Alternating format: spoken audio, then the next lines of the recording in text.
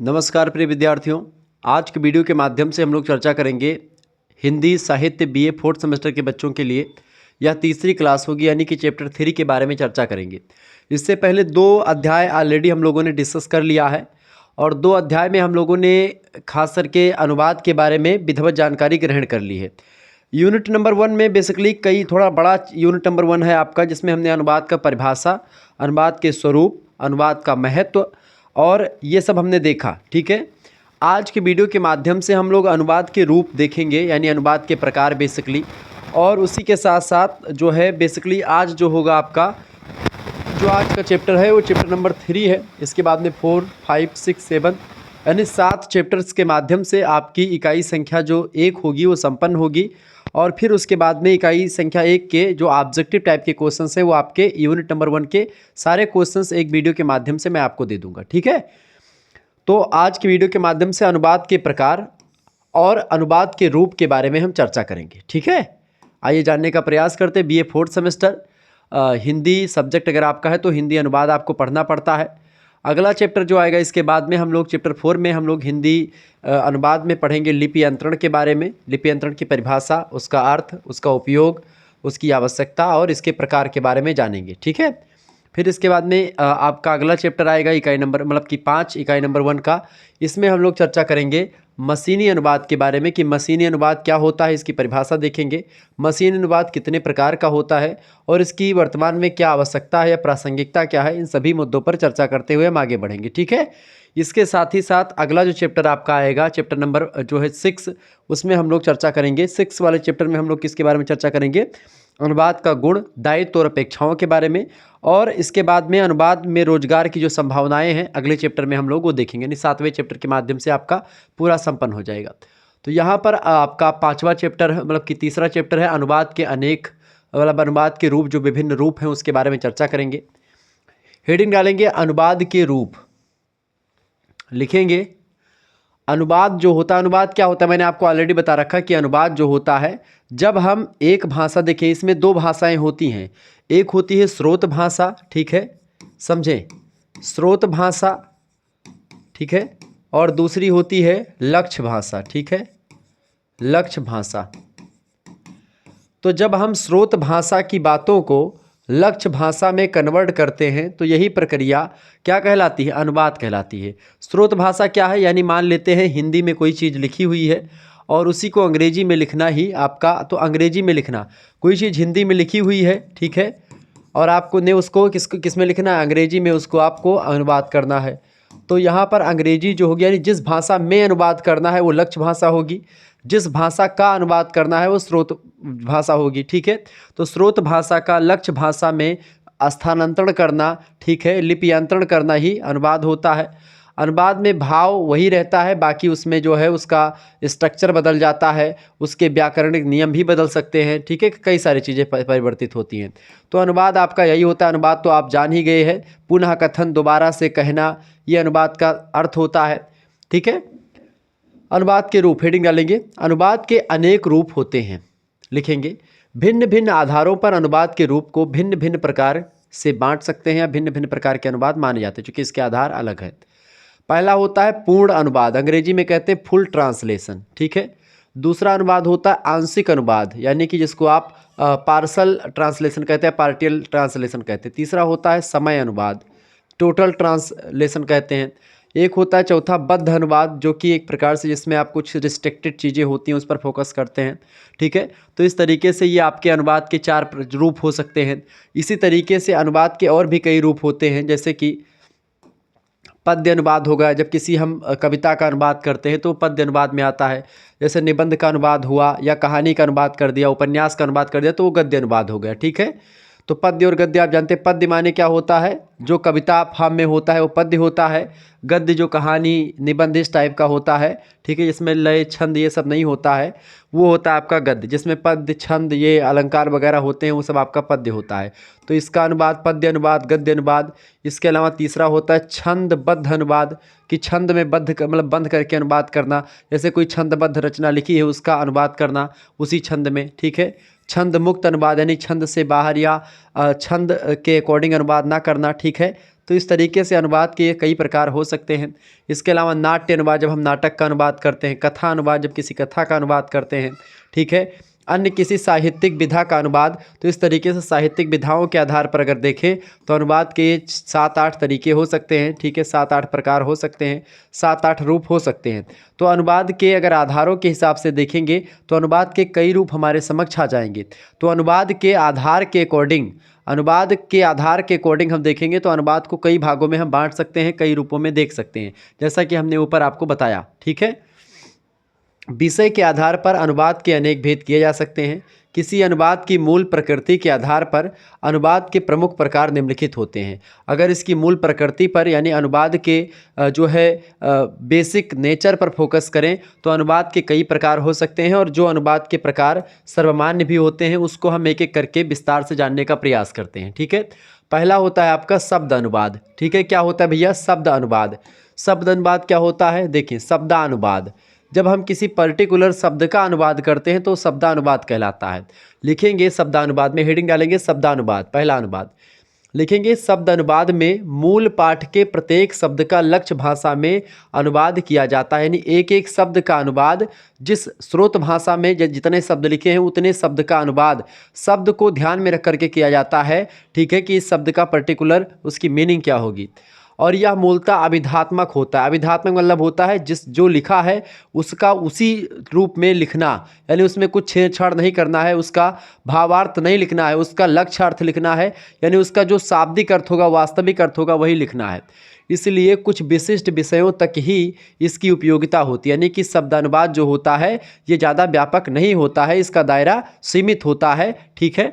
दूसरी बात, शब्दानुवाद में लक्षण या व्यंग्यार्थ को पकड़ने की क्षमता नहीं होती, यानी कि लक्ष्यार्थ या व्यंजना अर्थ इसमें आपको नहीं होता है, यानी लक्षण और व्यंजना, ये चूंकि शब्द शक्तियाँ 3 प्रकार की होती हैं, अभिधा, लक्षणा और व्यंजना।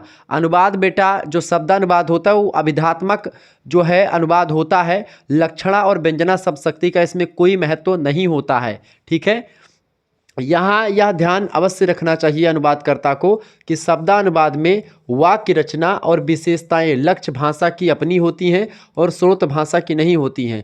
यानी कि जो भाषा में अगर अनुवाद जो वाक्य रचना या जो वाक्य की विशेषताएं हैं या व्याकरणिक नियम हैं वो एक प्रकार से जो लक्ष्य भाषा के हैं वो लक्ष्य भाषा के अकॉर्डिंग होंगे और स्रोत भाषा के अकॉर्डिंग नहीं होंगे। स्रोत भाषा के भाव या शब्दों के अर्थ को जरूर लिया जाएगा, लेकिन व्याकरणिक नियम जो होंगे वो एक प्रकार से लक्ष्य भाषा के ही रहेंगे। जिस भाषा में अनुवाद करना है उस भाषा के ही व्याकरणिक नियम रहेंगे, उस भाषा के ही चीज़ें रहेंगी, ठीक है।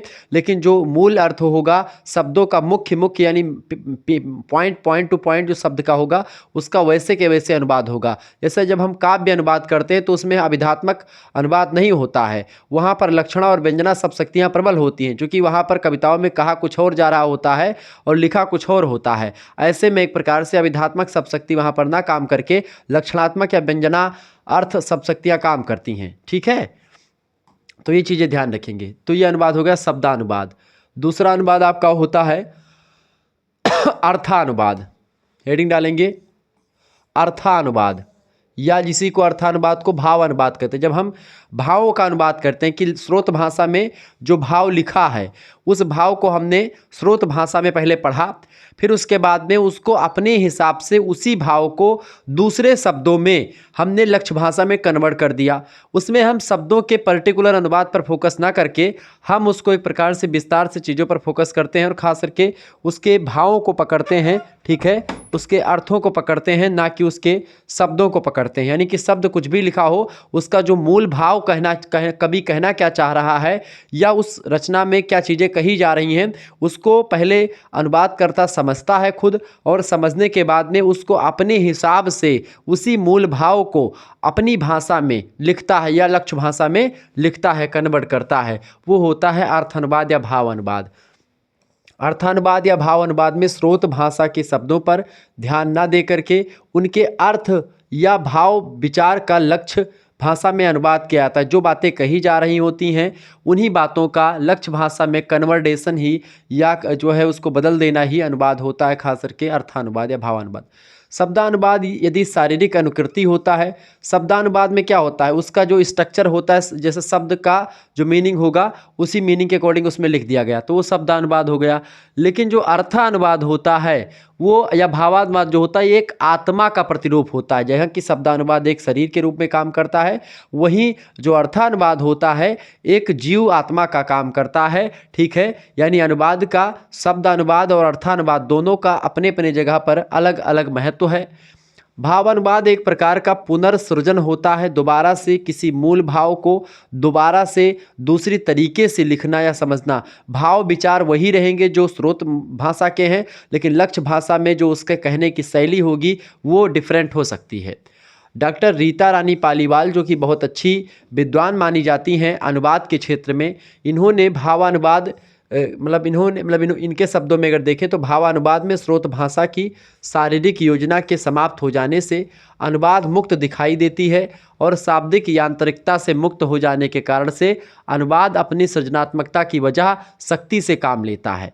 मूल रूप के शब्दशः अनुवाद पर आधारित ना होने के कारण से यह अनुवादक की मौलिकता का क्षेत्र भी होता है। अनुवाद अपने हिसाब से इसको मौलिक तरीके से, एक डिफरेंट तरीके से उसको लिखता है, और इस मौलिकता से मौलिक रचना की तरह आनंद पाठक को प्राप्त होता है। यानी कि जैसे आप देखते हैं कभी कभी क्या होता है कि आप देखते हैं कि मूवी, दक्षिण भारत की मूवी पर बॉलीवुड वाले बनाते हैं मूवी, तो एक्शन वगैरह इनका थोड़ा सा डिफरेंट होता है, कहानी वही ले लेते हैं, विचार वही रहता है, कैरेक्टर बदल जाते हैं, सारी चीज़ें बदल जाते हैं, लेकिन उसको हिंदी में आकर के कन्वर्ट कर देते हैं। पहले जो है ये क्या नाम है जो आजकल चल गया है, क्या नाम है उसका, जो डब्ड वाला सिस्टम है, पहले नहीं था। तो पहले ऐसी चीज़ें होती थी, हिंदी की मूवीज़ को साउथ में कन्वर्ट करके लोग जो है वहाँ के जनता को दिखाते थे, वहाँ की मूवी को यहाँ पर कन्वर्ट करके लोग दिखाते थे। ठीक है, लेकिन अब क्या है, जैसे डब्ड में उतना ज़्यादा मज़ा नहीं आता है। जब वही चीज़ देखते हैं दूसरी भाषा में, दूसरे उस भाषा के एक्टर आप देखते हैं, वरुण धवन ने कई चीज़ों पर आप देखते हैं, या जो है कई शाहिद कपूर के भी एक आध दो मूवी आई है जिसमें आप देखेंगे कि वो दक्षिण भारत की जो मूवीज़ होती हैं उनको हिंदी में रिप्रेजेंट कर रहे होते हैं। तो लेकिन उसका मूवी का कहानी वही है, कथानक वही है, बस केवल कैरेक्टर वगैरह बदल गए हैं। ऐसे ही भावानुवाद में होता है। ठीक है, भावानुवाद में क्या होता है, मूल भाव वही रहता है, बस उसके कहने की शैली, लेखन शैली में जो है चेंजमेंट दिखाई पड़ता है या बदलाव दिखाई पड़ता है। क्लियर, तो ये होता है आपका भावानुवाद। तो मेरे हिसाब से भावानुवाद या आपने अर्थानुवाद, भावानुवाद एक ही बात है, शब्दानुवाद आपने समझा और भावानुवाद यानी अर्थानुवाद समझा। तीसरा अनुवाद होता है छाया अनुवाद। हेडिंग डालेंगे छाया अनुवाद, लिखेंगे छाया अनुवाद में शब्द की केवल अर्थ छाया ग्रहण की जाती है। किसकी, शब्द के अर्थ की केवल छाया ग्रहण करी जाती है, शब्द का पूरा अर्थ नहीं ग्रहण किया जाता। जैसे बिहारी और तुलसी और आधुनिक कवि अज्ञे के काव्य में अनेक स्थलों पर छाया अनुवाद के उदाहरण देखे जा सकते हैं।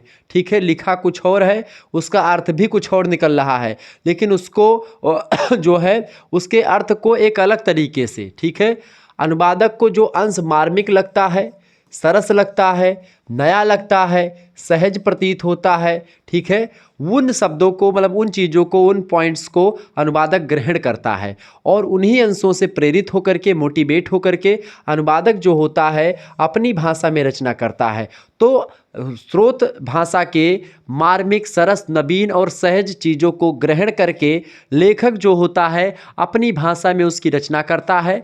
उस रचना के अर्थ और भाव तथा कभी कभी छंद, लय और शैली तक पर किसी मूल अंश का गहरा प्रभाव देखा जाता है।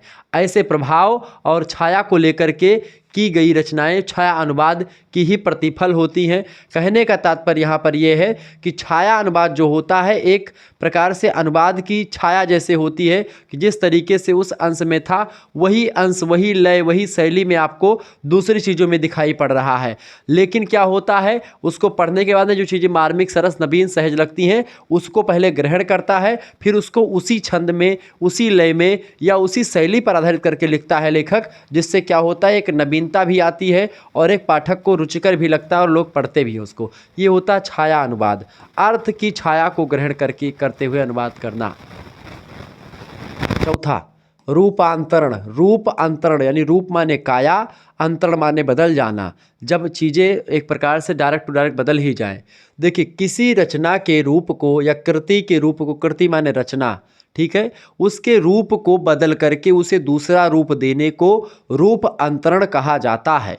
हम अक्सर देखते हैं कि किसी उपन्यास या कहानी को नाट्य रूप कभी कभी अनुवादक के द्वारा दे दिया जाता है। जैसे हिंदी में कोई रचना उपन्यास है या कोई रचना कहानी है, अंग्रेजी में लिखते समय उसी को वो नोवेल या फिर एक प्रकार से उसी को वो नाटक के रूप में प्रस्तुत या ड्रामा के रूप में प्रस्तुत कर सकते हैं। तो ये होता है आपका रूप अंतरण, ठीक है। कभी किसी नाटक को उपन्यास में रूपांतरित कर दिया जाता है बेटा, और इसी को रूपांतरण कहा जाता है। नाटक को कहानी में कन्वर्ट कर देना, कहानी को नाटक में बदल देना, नाटक को उपन्यास में बदल देना, या नाटक को निबंध में बना देना, या कहानी को निबंध में के रूप में रिप्रेजेंट करना, ठीक है। यानी किसी एक विधा को दूसरी विधा में बदल देना ही रूपांतरण होता है। रूपांतरण में केवल रूप ही बदला जाता है, मूल रचना के मंतव्य जो होते हैं, यानी कि जो मूल रचना में कहा जा रहा है उस पर कोई प्रभाव नहीं पड़ता। उसका उद्देश्य जो रचना का है वो उद्देश्य भी वही रहता है, कथ्य भी वही रहता है, विषय वस्तु भी वही रहता है।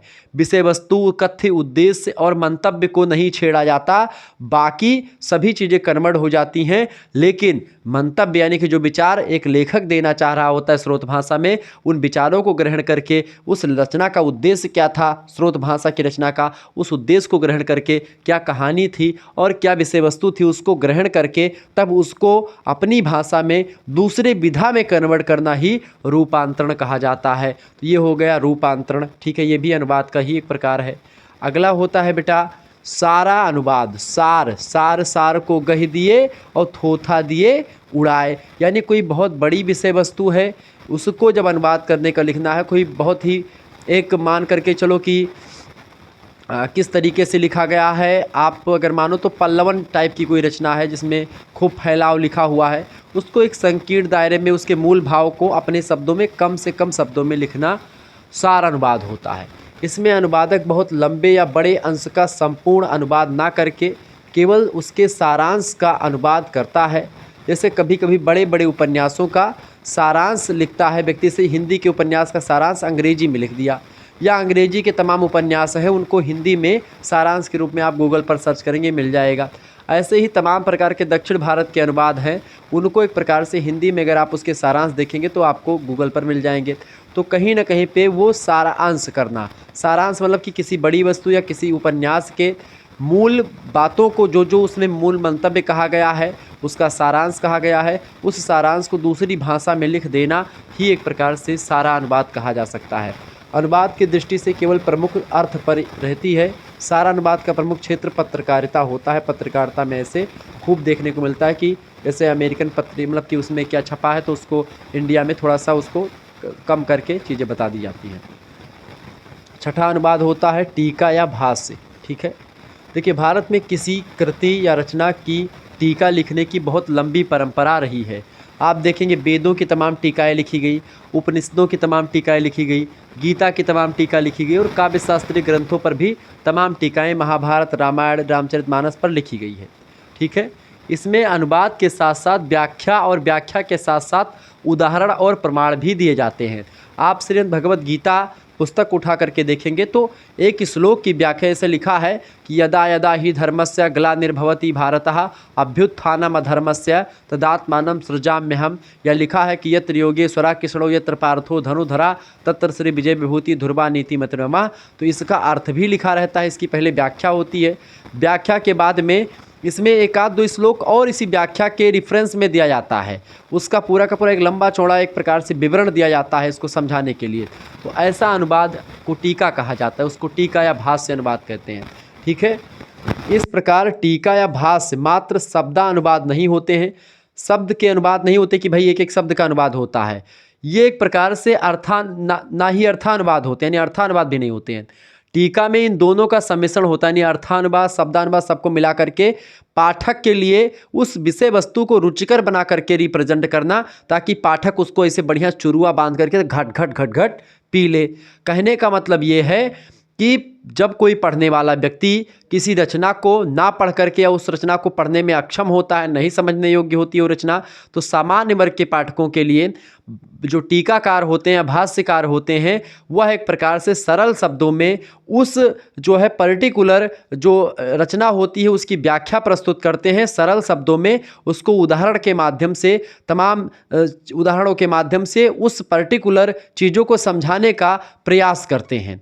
ऐसे अनुवाद को हम भाष्य अनुवाद या टीका अनुवाद कहते हैं। इसके अतिरिक्त व्याख्या और विश्लेषण का प्रमाण समावेश भी अनुवाद को टीका या भाष्य के रूप में देता है। कहने का मतलब ये है कि विश्लेषण भी होता है, मुद्दों पर एनालिसिस होता है, उसकी एक प्रकार से ज़बरदस्त तरीके से व्याख्या भी करी जाती है। ये होता है आपका जो है टीका या भाष्य अनुवाद। अगला अनुवाद आपका होता है आंसू अनुवाद।